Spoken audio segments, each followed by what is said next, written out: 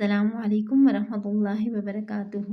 ربی اشرح لی صدری ویسر لی امری واحلل عقدۃ من لسانی یفقہوا قولی۔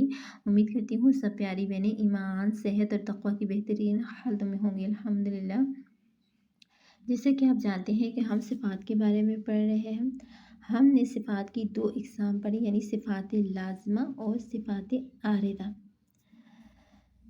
صفات لازمہ کی اقسام ہم تفصیل کے ساتھ پڑھ چکے ہیں۔ آج انشاءاللہ تعالی ہم صفات عارضہ کے بارے میں پڑھیں گے۔ سب سے پہلے ہم صفات عارضہ کی اقسام دیکھتے ہیں۔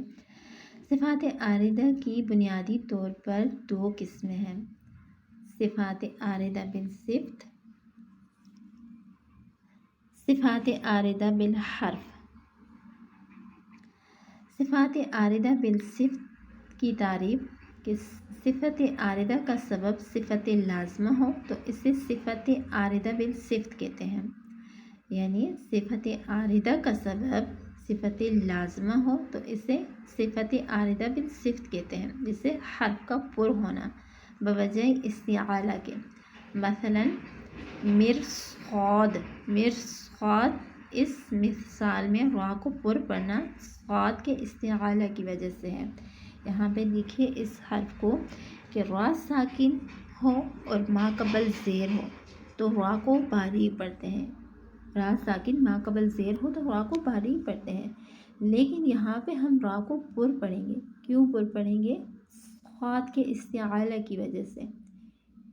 را ساکن ما بعد اگر حروف مستعلیہ کا کوئی حرف ہے تو پھر ہم کیا کریں گے؟ را کو پر پڑھیں گے، یعنی را کو پر پڑھنے کا سبب کیا ہوا؟ استعالہ ہوا، صفتی استعالہ ہوا، یعنی صفت لازمہ سبب، یعنی صفت عارضہ کا سبب کیا ہوا؟ صفت لازمہ۔ اسے صفت عارضہ بالصفت کہتے ہیں۔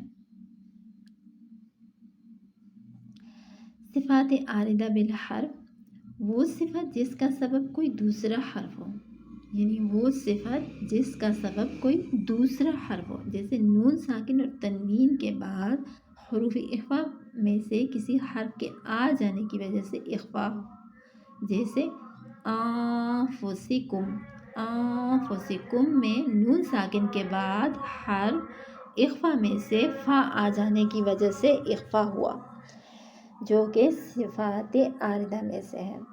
اب دیکھیں نون ساکن میں جو اخفا ہوا وہ کس وجہ سے ہوا؟ وہ فا کی وجہ سے ہوا، یعنی فا حروف اخفا کا حرف ہے اور نون ساکن کے بعد آیا تو پھر نون ساکن میں کیا ہوا؟ اخفا ہوا، یعنی وہ صفت جس کا سبب کوئی دوسرا حرف ہو، اور یہاں پہ دوسرا حرف کیا آیا؟ فا آیا، فا حروف اخفا کا حرف ہے تو حروف اخفا میں سے فا آیا تو ہم نے نون ساکن میں کیا کیا؟ اخفا کیا۔ تو یہ صفات عارضہ میں سے ہے۔ اب صفات عارضہ کی اقسام، پہلی قسم تفہیم، تفہیم کہتے ہیں پر پڑھنے کو، ترقیق، نون ساکن اور تنوین کے قاعدے، آگے انشاءاللہ تفصیل کے ساتھ ہم پڑھیں گے۔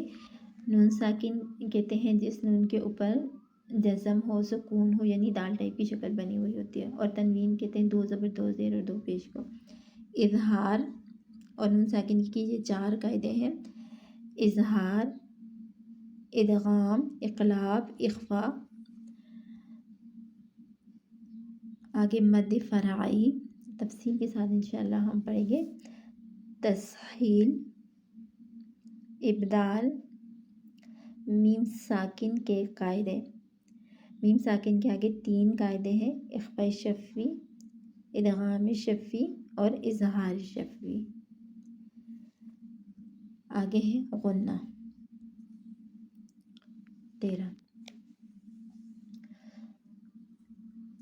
تو یہ ساری قسمیں انشاءاللہ تعالی ہم نیکسٹ کلاس میں ایک ایک ٹاپک کو اچھے سے کلیئر کریں گے۔ آج کی کلاس یہیں تک تھی، آپ نے اس کو اچھے سے یاد کرنا ہے، نوٹ کرنا ہے، دعا میں یاد رکھیے گا۔ السلام علیکم ورحمۃ اللہ وبرکاتہ۔